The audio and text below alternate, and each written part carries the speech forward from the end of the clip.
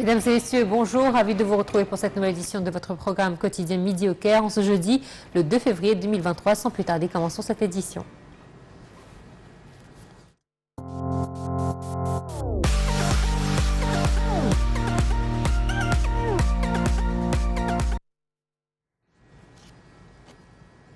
Et on commence avec les nouvelles de la présidence. Le président Abdel Fattah el-Sisi a reçu mercredi le ministre mauritanien de la Défense nationale, M.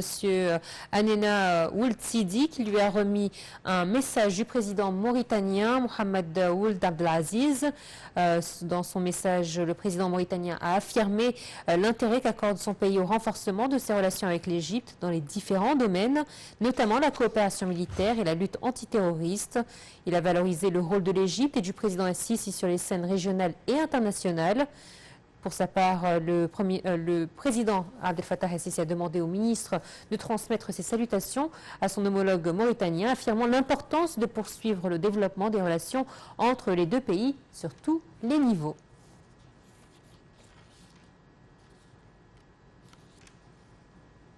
Et le Premier ministre, Dr Moussa Mohamed Bouli, participe au nom du président Abdel Fattah el-Sisi aux travaux de la deuxième session du sommet de Dakar sur le financement des infrastructures en Afrique. D'ailleurs, nous pouvons être interrompus à tout moment pour vous transmettre en direct les images qui nous parviennent de Dakar. Mohamed Bouli s'était rendu mercredi au Sénégal à la tête d'une importante délégation officielle qui regroupe les ministres de l'électricité, de l'habitat, des transports ainsi que des représentants des entreprises égyptiennes travaillant dans le domaine des infrastructures. Le chef du gouvernement doit prononcer l'allocution de l'Égypte au nom du président el-Sisi et tenir des rencontres bilatérales en marge de ce sommet auquel participent un nombre de chefs d'État et de gouvernement. Le porte-parole du Conseil des ministres, l'ambassadeur Nader Saad, a souligné l'importance de la participation égyptienne à ce sommet, dont les travaux sont axés sur les moyens de développer les infrastructures en Afrique, ce qui est conforme aux orientations et politiques de l'État égyptien, soucieux d'intensifier les efforts de développement du continent africain. Ce sommet est également une occasion importante pour renforcer les opportunités du secteur privé égyptien de participer à des projets d'infrastructure en Afrique.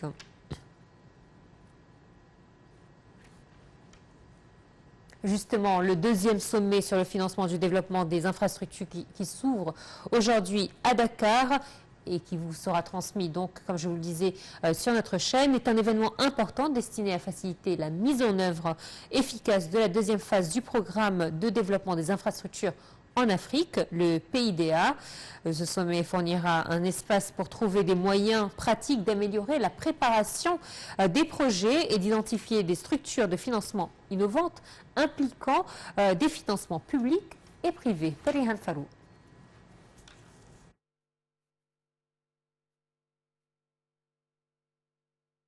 Le deuxième sommet de Dakar sur le financement du développement des infrastructures en Afrique entame ses travaux aujourd'hui dans la capitale sénégalaise. Et c'est le président sénégalais, Macky Sall, président en exercice de l'Union européenne, qui va présider l'ouverture de ce sommet.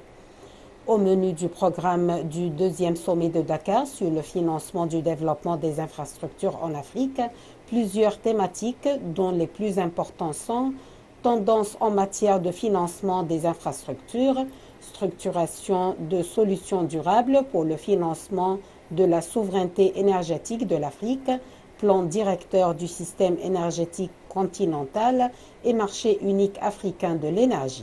Figure également la création des solutions de financement national et régional pour les investissements dans la transformation numérique de l'Afrique. Infrastructures vertes et résilience au climat. Le sommet de Dakar a pour but de mobiliser les acteurs du programme de développement des infrastructures en Afrique, le PIDA, autour des efforts de l'Union africaine et de l'AUDA-NEPAD pour mieux accélérer la mise en œuvre des projets d'infrastructures régionaux. Parmi ces acteurs figurent des chefs d'État et de gouvernement africains, des dirigeants d'entreprises, des institutions de financement du développement, des investisseurs privés, des investisseurs institutionnels et des institutions partenaires au développement. Ce sommet fournira un espace pour trouver des moyens pratiques d'améliorer la préparation des projets et d'identifier des structures de financement innovantes impliquant des financements publics et privés.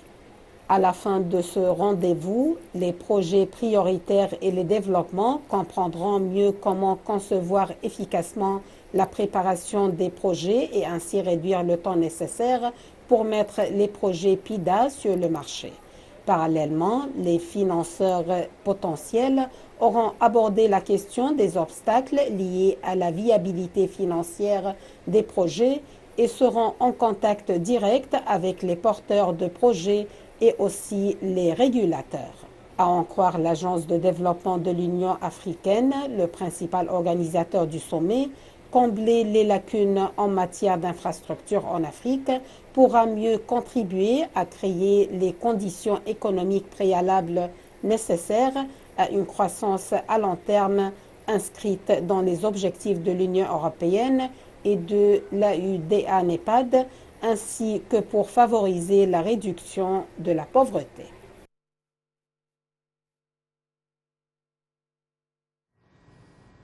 Et avant son départ pour Dakar, le Premier ministre Moustapha Madbouli a passé en revue les résultats positifs de la tournée asiatique effectuée par le président Abdel Fattah el-Sisi, et ce lors de la réunion hebdomadaire du cabinet ministériel, au cours de laquelle il a aussi évoqué les résultats de la visite au Caire du secrétaire d'État américain Anthony Blinken.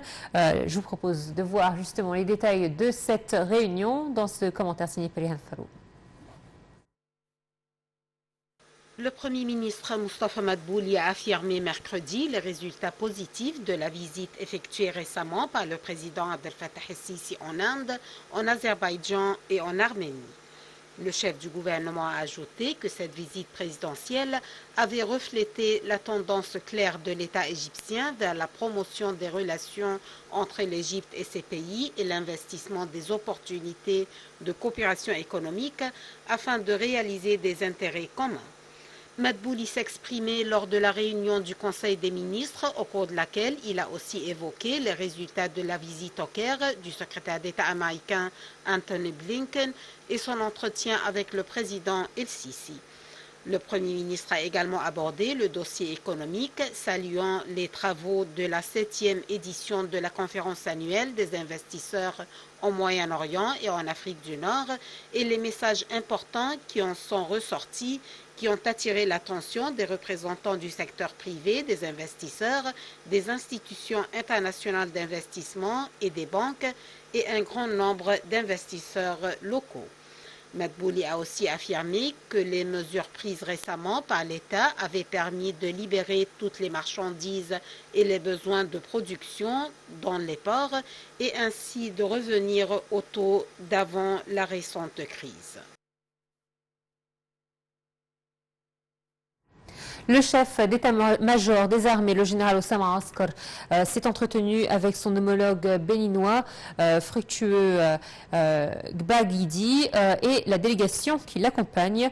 La rencontre a porté sur nombre de dossiers d'intérêt commun ainsi que sur la coopération militaire entre les deux pays. Lors de cet entretien, le général Askar a salué les efforts ou les fortes relations liant l'Égypte et le Bénin. De son côté, le chef d'état-major béninois a rendu hommage au rôle efficace joué par le Caire dans les différentes questions africaines.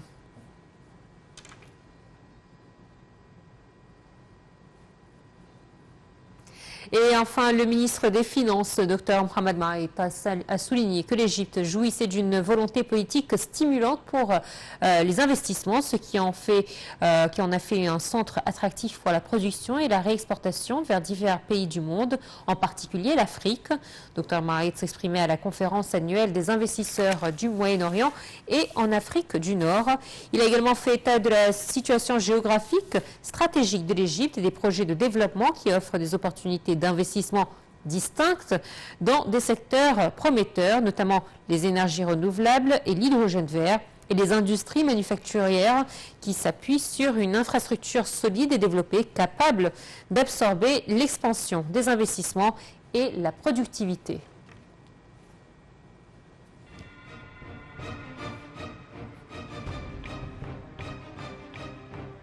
Et voilà, c'est la fin de cette édition. Merci de nous avoir suivis. Excellente suite de programmes sur Night TV International. À très bientôt. Au revoir.